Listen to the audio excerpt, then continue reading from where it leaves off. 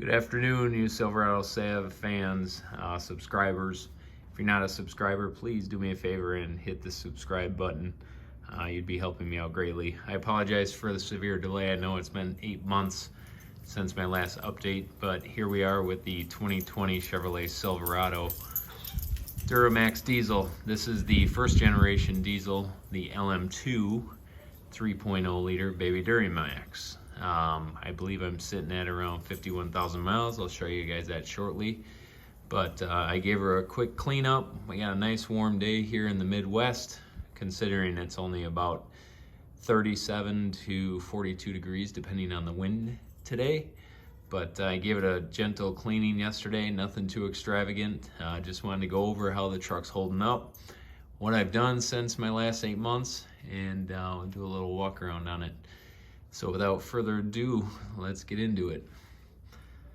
All right, so as we've stated before, I've had issues with the bumper chipping on the truck.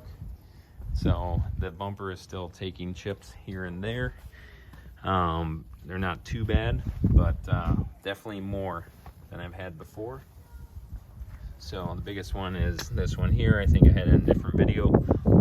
Other than that, all the plastic area, a few minor chips. Actually, I just noticed this now. Took a nice dent to the front of the truck. So I didn't see that in the air when I was washing it last night. But yep, so I got a dent in there, so that's first. Otherwise, a couple other paint chips. This paint is definitely holding up 100 times better than my Nissan Titan did. This truck does not suffer the cheap, thin paint that the Nissan Titans did. Tires holding up decent, I'd say. I got 50,000 miles on them. I still, I believe, have 430 seconds left on them. So we're going to replace those this spring. I did a leveling kit on my truck. How I did that is I put the Bilstein 5100 series on the truck. They ended up raising them up all the notches on the shock. So the previous generations had only 4 notches. These ones for the 1500 of the 19 to 23s, they have 5 notches. So they went all the way up. Doing the measurement, it is about 1 inch taller in the front than the rear. But when I put a level on the truck sits perfectly level when I put a 4-foot level on the bed. You know about the towing mirrors already. The window tint is holding up awesome. I had the front window just replaced. I suffered a rock chip that grew to the whole corner of the driver's side area. So they had to replace the windshield. It is an aftermarket windshield done by Safelite. They did a great job. They came here, they were in and out in like an hour and a half. It was pretty amazing. So I got a new windshield, so that's exciting. The mud flaps holding up great. I can't suggest any other step up than the Silverado high clearance ground steps that they put on these trucks, or had to order them through GM as an accessory. Yes, they're expensive, over $1,000. I had a bunch of GM reward points on it, so it reduced my cost significantly. As far as the exterior otherwise, the backflip MX4 is holding up, I would say, good. It's starting to show some wear and tear. I've had no major issues with any of the mechanical portions of it, but the foam is starting to break down. The foam on the front, the seal a little bit. I do get wet spots in the corner still. That's normal. The bed liner for Chevy is holding up great. Don't expect to get stains out once they're in there. They kind of stay. I don't scrub it to death. It's a bed. It's supposed to be used and abused. So, but can't recommend that anymore. My daughter helped me out with this one. Got it wedged between the garage door one day. So I thought the damage was gonna be a lot worse on that, but it didn't. So happy about that. Not gonna fix it just for that little area. As far as myself, I got a nice good dent scratch in the back bumper here. You can see it in the camera very well, but you can't in like normal daylight. It took off the first layer of paint, clear coat in the first layer. Hasn't rusted out on me yet, so I'm not going to worry about replacing that. Powder coated tailpipes are working great. nothing else. No chipping or anything from those. Other than that, the wheels holding up great. Like I said, I don't do any automatic car washes with this truck. The only rust that I see on this truck so far is from the wheel locks. And on the underside, if I had the transmission flushed on this truck at 40,000 miles, as recommended by the manufacturer, because I don't have the tools to do that myself. So I paid for them to do that, but where they put the lift on the underside of the truck, that sticky stuff that Chevy puts on there as a rust preventative comes off. And now, since it ripped that off, those areas are starting to do some surface rust.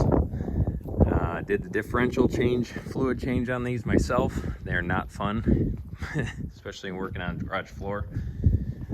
Not having a lift. Highly recommend that you just have somebody do that at a GM dealer or a friend that has a lift. It was kind of a pain in the butt. I've put all AMSOIL fluids in this truck besides the transmission flush. That's done by AC Delco GM. What else do I got to say about the outside of the truck? I think that pretty much covers it. The towing mirrors, you know my frustrations with those. I can't get the lamps to work, spotlight lamps to work in reverse. Not a big deal. I got them for towing. Didn't really care about the lamp. But that's about it for the exterior. Let's go to the interior. So here we are on the odometer. Take a look. 51,713 miles on the truck. So with the inside, you get your normal glazing of the steering wheel. I try to prevent that with leather conditioner. Maybe I fell back on it a little bit, but starting to get that glaze from all the hand lotions and all the hand sanitizer and stuff like that they use on your hands. It's holding up. It's not cracking yet or anything like that, so that's good. Everything else in the truck is holding up very well. I can't complain. Floor mats, if you spec out one of these trucks and you get the Z71 package, make sure you get the protection package. Floor mats are amazing. These things were just destroyed and I cleaned them, and it took me about 4 minutes of floor mat, and they almost look like brand new. They were covered in dirt, salt, mud, whatever, from the North Woods when I was up north over Christmas. The rough country seat covers, somebody wrote a comment on that, asked how they're holding up.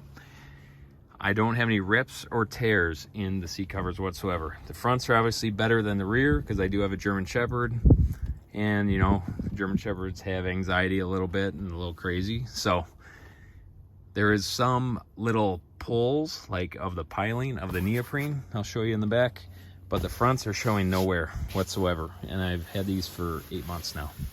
So I highly recommend these for less than $300. I think they're actually $200. I can't recommend any other seat cover for the cost. So highly recommend rough country seat covers on that. The wireless charger I put in here from Boost Auto Parts is awesome. Works great. I also have added the Magic Box in the truck for viewing pleasures when sitting while the wife is shopping, the kids are doing whatever, gymnastics, throw on Netflix or whatever while you're in the truck.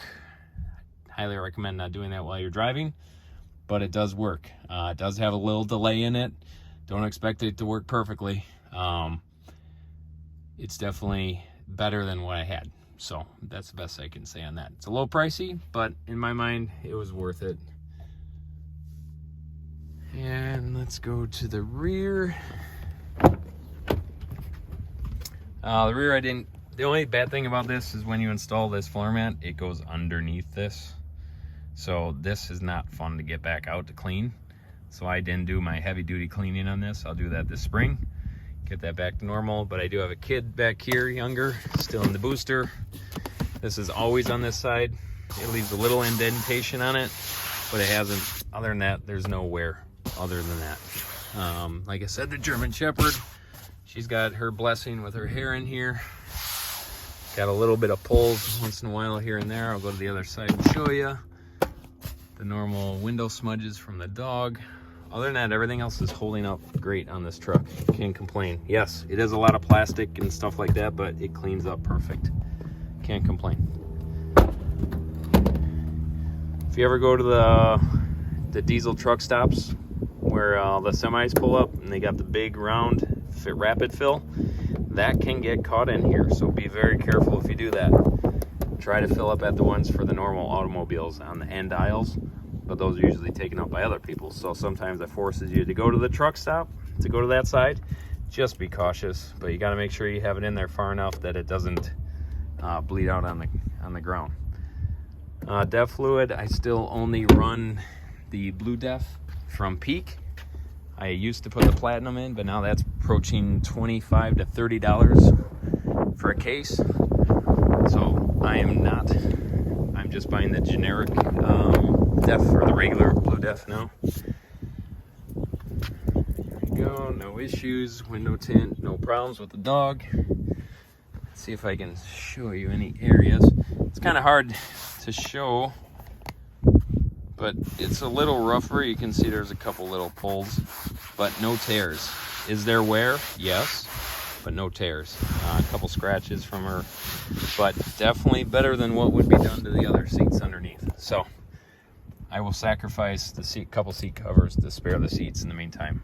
I looked up getting cat skin leather on the truck. Might be a future down the road. I don't know. We will see. Storage is good. No problems there. You get the pockets in the back, and also they take in regards to the airbags built into the seats.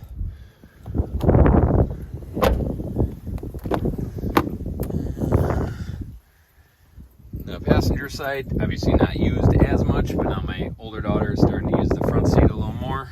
I've had a couple drops of ice cream or whatnot. Cleans up very easy, just spot cleaning. The seats comes right out, no big deal. I don't think there's anything else I can really gripe about on the truck, honestly, guys. I know the new ones out there would be nice, but you know what? This truck's been treating me awesome. I can't complain one bit. I've had zero issues with the DEF system. I've had zero issues with the hard start. Thing starts up every time up north in the cold. I have no problems. My biggest gripe is the bumper. That's the biggest thing. If they could put that, make that plastic, truck would be phenomenal. I mean, absolutely the best truck I probably ever had. So with that said, 50,000 miles, 2020 Chevrolet Silverado, 3.0 liter LM2 first generation Z71 crew cab, short box, RST. It's a lot of verbiage. Truck is worth it. Pick up a used one, buy a new one, whatever you got to do. Trust me, guys, this is an awesome truck. The LM2 is even better from what I'm hearing so far. Look at the reviews.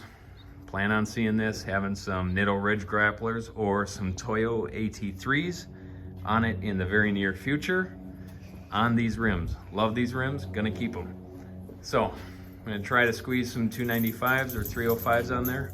We'll see. Until then, Silverado Sav out. Let me know if you have any questions. Please subscribe, hit the notification button.